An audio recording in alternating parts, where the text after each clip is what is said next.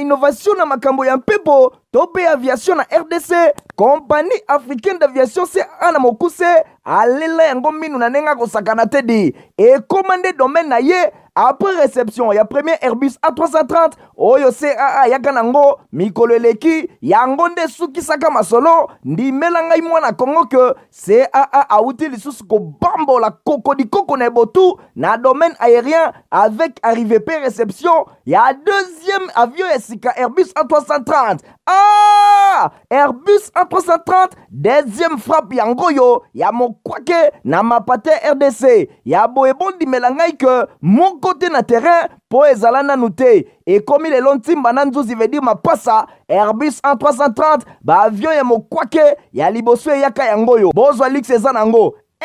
neti soki o matio kita na ote po confort nango eza na ba angle nyonso kobana na bakiti na couloir na first class na classe économique et bongo bozo ya mibale yango yo nyonso eza na excellence pe noblesse moko hors pair boyeba pe bosimba ke Airbus A330 eza ba marque ba avion oyo bomodaka na international ba compagnie aérienne de renom pe crédible nde basalelaka yango bokokuta yango na bamboka lokola Allemagne veut dire na Machaft pe ba pays européen ebele kutu batu ya baaffaire pe mingi ya minene na monde mingi basalelaka yango po na kitoko pe bopeto na luxe na yango surtout mécanisme ya sécurité eza nango chaque siège ndenge kaka boza komona eza na mwa mini télé oyo kotalela bafilme ennui, fatigue, okotika la koyoka yango te USB na pointe pour le chargement ba téléphone tope ba utilité mosusu Airbus A330 ya mibale ya CAA et combien eza na deux classes first class pour na bino ba grand monsieur na ba grande dame pe ba personnalité misusu ebele avec 36 sièges classe économique pezali pour na bino bosalaka ba faire pe bato nyonso ba amoureux ba voyage avec 267 sièges mokoka sala voyage dans ba meilleures conditions ndenge nanu ezala te avec Airbus A330 ya mibale ya CAA avion ya sika oyo uti kokoma ekwei deja na mabele timba na nzuzi lelo mibale moko te na Congo bana Congo pe bapaya basepeli oui CAA mfumu na ba innovation deuxième avion Airbus A330 yango ekomi.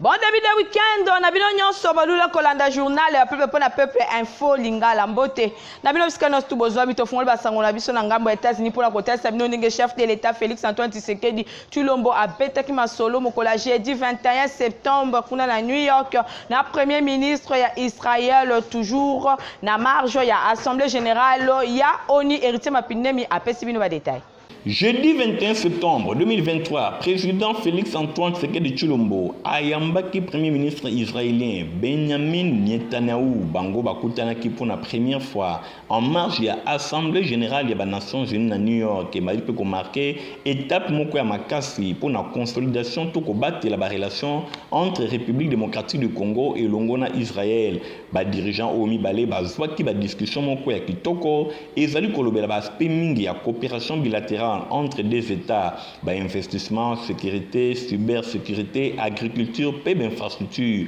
Pour nous accentuer la coopération où Israël a s'engagé pour nous fongola mikolo ezali koya ambassade na Kinshasa na ngambo na ye na échange na engagement où ezwami na Israël boye République démocratique du Congo pe akotinda ambassade na ye ekokoma na Jérusalem et kolongwa na Tel Aviv na bokutani oyo ediraki une trentaine de minutes président Tshisekedi azalaki accompagné na ministre des Affaires étrangères pe directrice adjointe ya cabinet na ye et longona conseil spécial na ye na matière ya sécurité pe au représentant et longona conseiller privé na ye. Totikala kaka na dossier ya séjour ya chef de l'État Félix Antoine Tshisekedi Tshilombo pour la signaler binoke ayamba kipe ba membre ya plateforme Meta une fois de plus héritier Mapindemi. Président Félix Antoine Tshisekedi Tshilombo abetaki masolo elongo na Sir Nick Clegg oyo azali président ya ba affaires publiques ya Meta plateforme oyo ezali bongo société ezali kokamba Facebook, WhatsApp, Messenger, Instagram pe ba plateforme mosusu digital bosimbak Nick Clegg oyo a présentaki epai ya chef de l'État ba impact positif ya arrivée ya câble sous-marin ya prix oyo kozala molai mingi na monde boyede Afrika na suite ya ba fructueuse discussion oyo entre société na ye elongo na cabinet ya Félix Antoine Tshisekedi Tshilombo oyo batalisaki objection na bango pona attribution ya licence ya station na bango mingi na ngambo ya RPTC. Président Félix Antoine Tshisekedi Tshilombo atalisaki posa ya komona Meta plateforme ba s'exprimer davantage na République démocratique du Congo mingi na accompagnement ya ba service ya ba entité na maîtrise ya accès na ba différentes technologies pona ko assurer bonne utilisation pe développement économique digital pour la intégrité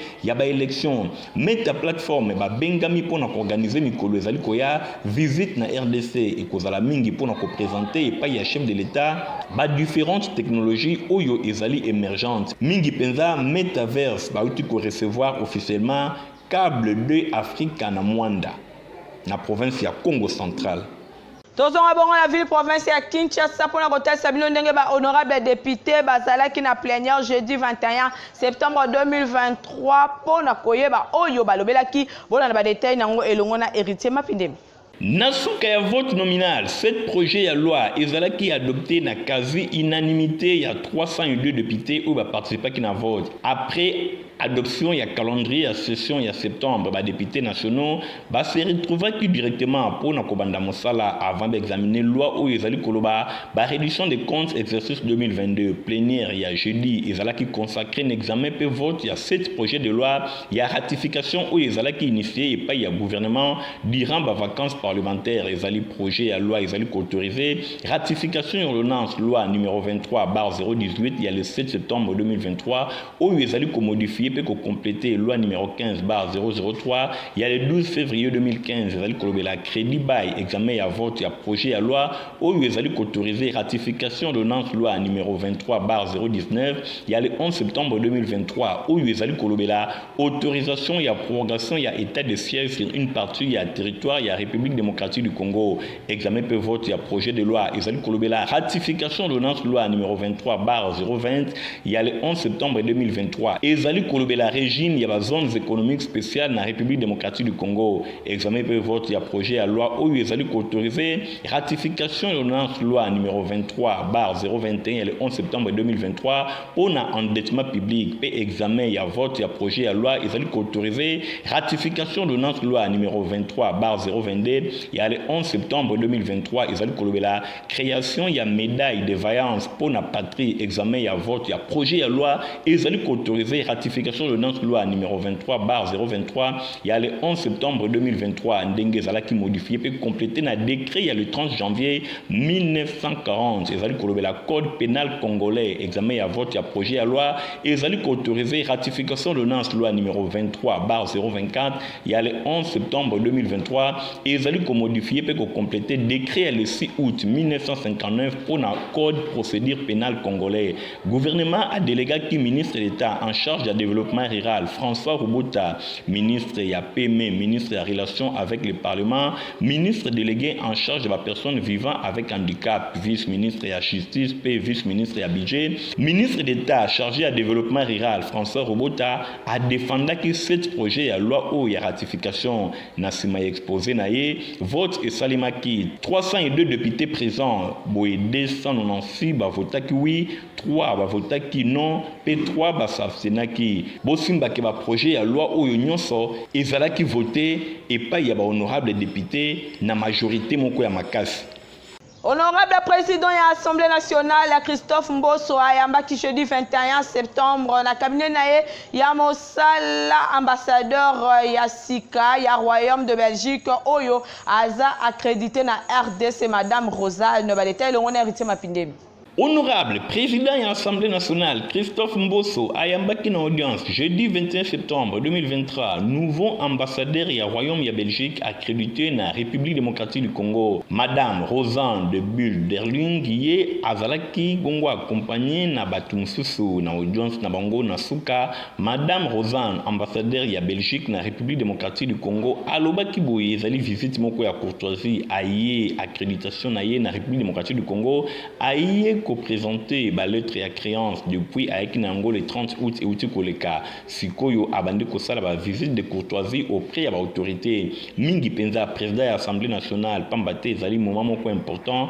nouvelle session et outi ko fungwama alobi d'ailleurs bazali ko participer pe na cérémonie ya ouverture na yango boye bango bayaki ba évoquer ensemble agenda ya nouvelle session oyo ezali dernière session na législature oyo bosimbake ezali important pour na ye aye bana kolobela pe makambo etali élection et ko salema na suka ya mbula esengeli ko comprendre que parlement azali ko clôturer budget na ye pe ezali ko sila travail législatif ezali bongo entamé na tina wana série ya ba projet important oyo ezana mesa bango ba betaki masolo longo na président pour na ba projet oyo balobela ki pe mikambo etali ba relation bilatérale entre Belgique et longo na RDC oyo ezali ba relation moko et komami à la fois na histoire pe ezali histoire moko commune surtout que ba projet commun à venir mingi collaboration ba coopération pe ba échange multiple en plein niveau balobela ki makambo etali parlement oyo ezali ko se rencontrer régulièrement ba parlement nyonso mibale ba signa ki ba accord ya coopération pe ba membre ya gouvernement et longo na ba entreprise mosusu ba université ba population bazali ko se fréquenter régulièrement ezape na ba échange ba côté nyonso mibale donc ba relation ezali ba relation moko vraiment très riche et longo na mopaya na ye ya chambre basse ya parlement ba évoquer ki ba possibilité ya ko renforcer encore ba relation pour que makambo nyonso et bana kotambola malamu surtout ba idée na ngambu na ye Christophe Mbosso Nkodi Mpwanga alobela ki makambo etali calendrier alobi ministre ba congolais nyonso ezali kotala session oyo pambate ezali session budgétaire en plus ya session budgétaire ezali ba projet ya loi mosusu ezali important et kozala pe évoquer boye kasi session yango ekosila mingi na novembre pour na ko permettre ba candidat bayeba na kobattre campagne na bango alobela ki sous likambo etali 78e session ya assemblée générale ya Nations Unies et pas wapi chef de l'état Félix Antoine Tshisekedi Tshilombo a prononcé qui peut discours kuna discours ezalaki bongo très applaudi. Président ya Seni Denis Kadima a sengi na ba participants na cadre ya concertation et longo la société civile ba représentant ya ba ONG ba confession religieuse pe ba média na salle spectacle ya palais du peuple ba sala makasi pour na sensibilisation ba sensibiliser bato ebele na tina ya processus électoral Stéphanas Kande héritier Mapindemi.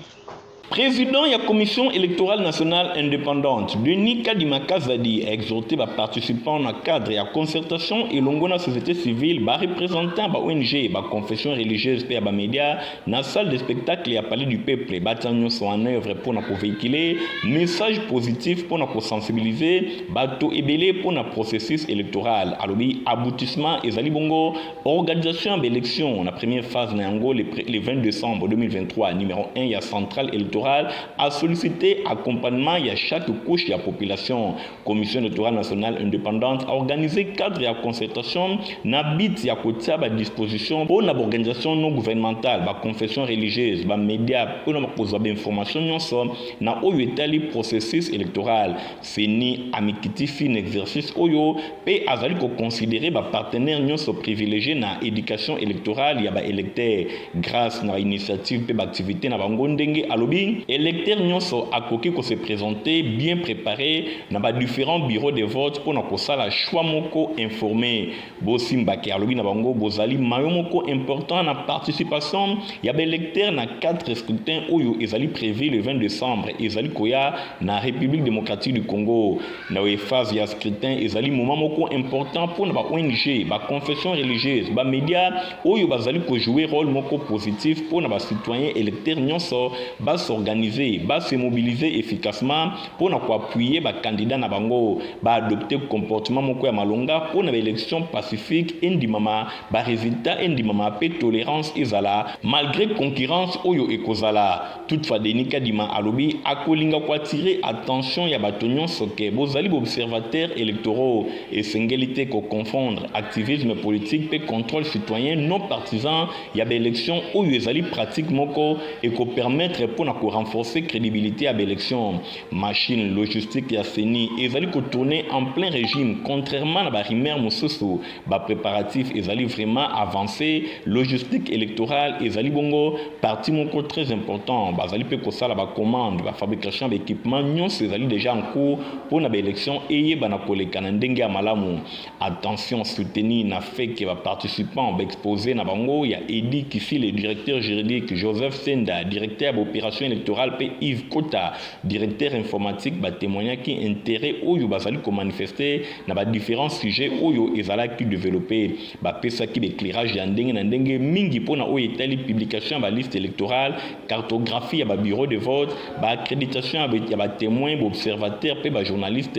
pe processus ya vote dépouillement y compris notion ya feuille légale ya représentativité pe utilisation ya d'œuvre autrefois machine à voter bosimba kenyon sur les cas qui malamu ba intervention d'ordre classique et c'est qu'une séance interactive PG ya ba question na ba réponse et même qui ba lumière na quelques préoccupations oyo ezala qui soulever. Organisation ya ba première dame d'Afrique pour le développement OPDAD na mokuse ba examina ki jeudi 21 septembre 2023 et l'équipe à New York ba résultat ya campagne unificatrice pour la égalité ya ba sexe na Afrique oyo ezala ki lancé na juin et l'équipe na célébration ya 20 ans existence ya OPDAD na Kinshasa na Bokambemi ya première dame ya Namibie Monica Geigons pe Denise Nyakero Tshisekedi première dame ya RDC Stéphane Skande Nathalie Kaila Kapenda. Mbula nyonso Assemblée générale des Nations Unies bapesaka na ma première dame ne ba plateforme ba discussion pe ba échange pour l'avenir ya ba organisation na bango wapi pai Monica Ngengos première dame ya Namibie pe Denis Nyakero Tshisekedi première dame ya République démocratique du Congo bazali ko diriger na place ya présidente pe vice-présidente pour nambala oyo organisation ya ba première dame d'Afrique pour le développement OPDAD na mokuse ba examiner qui ba résultat ya campagne unificatrice pour la égalité à bas sexe en Afrique. Et ça qui lancé en juin et l'équipe na milulu ya célébration il y a 20 ans il y a existence il y a OPDAD na Kinshasa. Nous sommes tous égaux. Combler les fausses entre les sexes en Afrique. Et ça qui na thème oyo. Ba conférence c'est seulement qui na ba pays à moko na moko, notamment na ba secteur ya éducation, santé mentale, infantile, autonomisation, économie ya mwasi, lutte contre la violence sexuelle basée sur le genre, kasi pe lisusu ba question ya leadership féminin pour la équité. Distinguée première dame ya République démocratique du Congo Denis Nyakero Tshisekedi vice-présidente ya OPDAD azwaki maloba pona ko rappeler engagement oyo ezwamaki pona ko combler fausse entre ba sexe na Afrique to sacrifier ki engagement na biso likolo ya hôtel ya inaction ba génération future ba ko juger biso ndenge Denis Nyakero Tshisekedi a insisté ki liboso ya première dame nyonso ya OPDAD kuna na New York ezwaki responsabilité collective oyo ezalaki epai ya collègue na ye invité de marque na bango ezalaki bongo Jill Biden première dame ya États-Unis d'Amérique oyo na présence na ye a s'engager ki na côté ya ba première dame d'Afrique pour ko combattre ba forme nyonso ya discrimination pour na basi pour na rappel campagne unificatrice oyo et salemaki le 14 septembre et leki ba nouvelle perspective ezalaki envisagée naissance na bango kuna na New York. Secrétaire national ya Ligue de jeunes ya IDPS Juju Okako a salaki de centre moko mercredi 20 septembre na ba quartier ebele ya commune ya Ngalema iganti ngirite mapine bazaki masima na compte info lingala. Week-end est très chargé pour la secrétaire nationale, il y a Ligue des jeunes, il y a Union pour la démocratie et le progrès social, IDPS Tshisekedi, Mwanamboka, Juju Okako, Oyo Azali Kosala Mosala Makasi, kuna na komini Ngalema pour na kobunde la population tango nyonso, Bosimba Kena Bokitina kuna na komini Ngalema ezalaki pour na kotala misala, ndenge nini ezali kosalema na avenue Marine, alekaki pe na nzela babengi ale samba, kuna akende kotala libulu oyo salima kuna ndenge ezali konyoko la population akenda kiti na avenue Kinzaka epai wapi ba mabulu ya ba erosion ezali komonana. Bosimba ke mwana mboka Juju Okako atambola ki bisika na bisika akenda ki pe bisika ebele pona kotala ndenge nini population azali konyoko ma na boîte kuna pe akenda ki nyonso kaka pona kotala mabulu pe kotala eloko nini esengeli ayebisa ba autorité pona kobunda enfin que population ayeba na ko vivre na kimia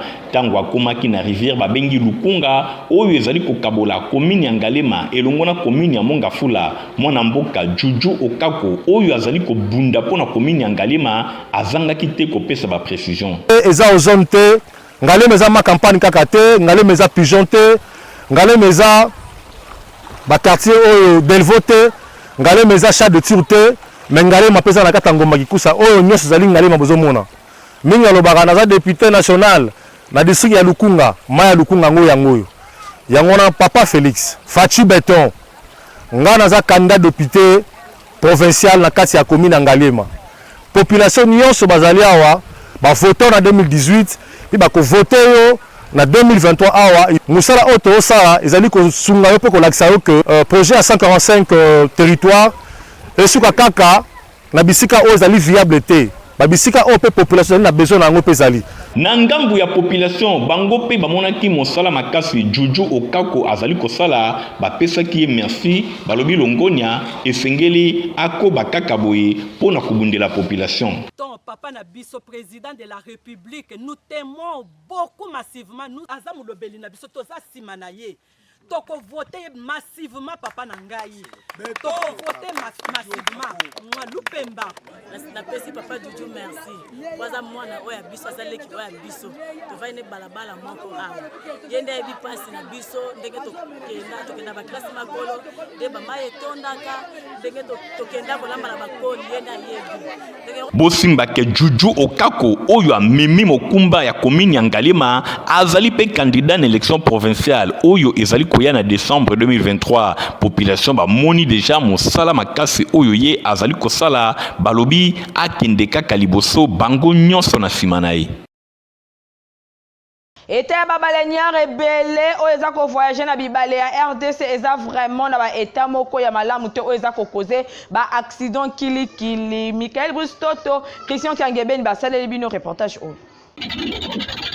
na ba République démocratique du Congo oyo soki nanu voyager na yote kokanisa kutu te ke esi osilisi komona po air moko elekaka na Congo ezande suka na bimangu balenia oyo boza komona boye babengaka yango dakadaka kasi okokamwa pe okotuna ngai pona nini dakadaka kombo yango neti lipasa ya mashini madoda papier yokana nuso oyo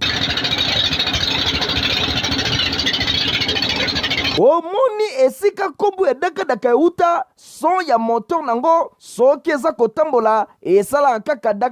dakadaka oza awa na province ya Mai Ndombe dakadaka ezokende nyoki bozwa sikoyo bakondition engaye oyo eza kosenga tolamusa ya Marie Misamu abelela yeso ywe po kedi na kedi tala moteur etambolaka en grande partie na mai basokaka yango nde mai nesika ndenge misusu ezwaka mazout to pe essence yango nde mai elekaka wa mingi modele baza kosoka yango mai pardon chamo amela na ye mai me ya kosa banzete oyo esangana na mabende boye baza kosalisa mouvement ya yaka boye zonga telemisa moke ningisa kuna nde yango gouverner to volant nango sikoyo tala komona de bord yeyo avandi na fenêtre ye miso ezalaka se libanda kasi maboko abalolaka ya gouverner na kati botala singa ona fenêtre nde esika sapuyaka na système ya baresi ya 207 ndenge bakoma komi diembika bakorde na baportière basilisa babiro de soki pe babiro 5 mayele kasi bo imagine corde oyo kanangi ekatani modèle commandant de bord akobeta mama na kilbit ne bale kasi lokola bayebi na bango mai nde peut-être ekobikisa ye kasi pasi ekozala soki akweleli bapirogue boza komona mipanzi kote oyo na likolo batu bavandi sans inquiétude likama ezolobela bango ate eloko te kote oyo mopanzi kwanga eza koliama sans plaignant neti mboka mokonzi azalaka te basi na mibali me baza koyokisa kwanga nzoto pasi po modele baza konyema yango pardon bolukela yango kombo bamisusu kote oyo bazolamba na bango sans problème na bambabola na kati awa bozozwa sikoyo kumanima veut dire nzongo inene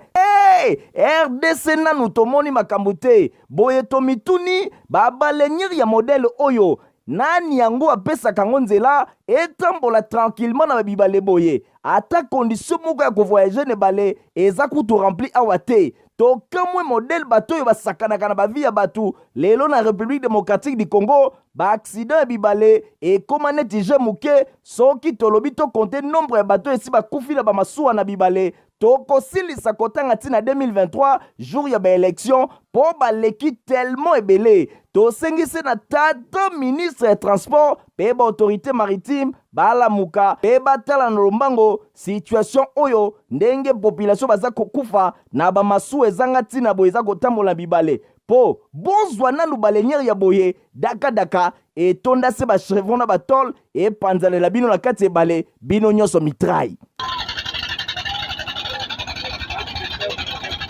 Jean Bosimba ke Église Mission Divine na bokamemi ya prophète Jean Kabemba bayambaki vendredi 22 septembre 2023 maître Doli Mwanza oyo ayaki pona ko expliquer bango vision na ye ya ko développer district ya Funa Stéphanas Kande héritier mapini bapesi no ba détail. Awa toza na église Mission Divine oyo ekambamaka epai ya prophète Jean Kabemba asangisaki plus de 500 veuves pona koyoka ba doléance na bango pe bango bayoka vision to pe makanisi ya défenseur ya ba opprimé maître Doli Mwanza oyo azwaki maloba molobeli ya babola atalisaki na ba mama vision ya Asbel na ye oyo ezali plus na création ya emploi pona ba jeune lokola ba mama nde bango bavandaka na bana. Doli Mwanza atalisaki bango souci na ye ya kokipe ba jeune nyonso ya ville ya Kinshasa to ya République démocratique du Congo na domaine nyonso bazala utile na société. Ba mama pe na tour na bango balekaki moko sima ya moninga pona ko expliquer ba posa na bango ye moko défenseur ya ba opprimé azwaki temps ya koyoka bango pe apesaki bango biyano oyo esengeli esepelisaki bango nyonso. Lokona zana bolingo kosunga basi bakufena lipa azana motema kosunga bapepe na baorphelin lokola azalaka avocat maître Doli Mwanza asengi na bamama nyonso oyo ke moto nyonso azali na dossier na justice ezala dimension nini baya na yango na cabinet na ye akolandela bango tina suka esengo elekaki makasi botala na suka ndenge bamama batalisaki yango na kotanda maputa pona mwana na bango na micro ya Info Lingala maître Doli Mwanza alobaki boyi aba oyo baza ba membre na biso na kata structure nationale de maître Doli Mwanza mais aussi tout sina partenariat na structure moko bunene ana fi pour Kinshasa o to peut si to peut sa possibilité na ba membre na biso formation na niveau ya ba domaine ébélé ba domaine lokola na couture ba domaine lokola mécanique ba domaine lokola électricité tout ça ébélé vraiment donc tout peut sa possibilité ya ko bande ko na biso va prendre quand même métier. Numéro na ye yango oyo ezali affiché bokoki kobenga défenseur ya ba opprimé tango nyonso bokozwai. Jaminga za potopoto qualité équipée acheté aux amukolo tomo la bilonyo so bosengeli komela yango Nathalie Kaila Stéphanas Kande. D'une génération à une autre, choix ya potopoto diaming et tikali na top. Ngai nakolisa bana na ngai na diaming. Bana na ngai pe bazali kokolisa oyo ya bango bakoko na ngai kaka na diaming. Diaming ezali potopoto ya kitoko pe elengi et salemi na bana ya mboka. Consommons congolais.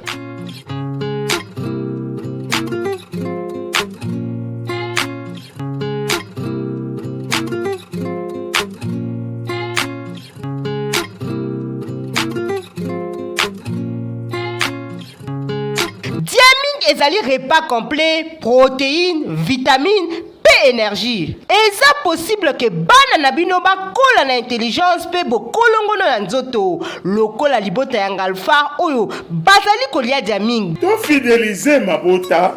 na bana na biso na Diaming, Lia Otonda,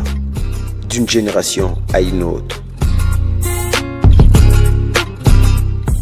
Bon, ce soir, le journal, pour le peuple, yangoyo, et comme il a souka, bandeko, botika, madame, au revoir.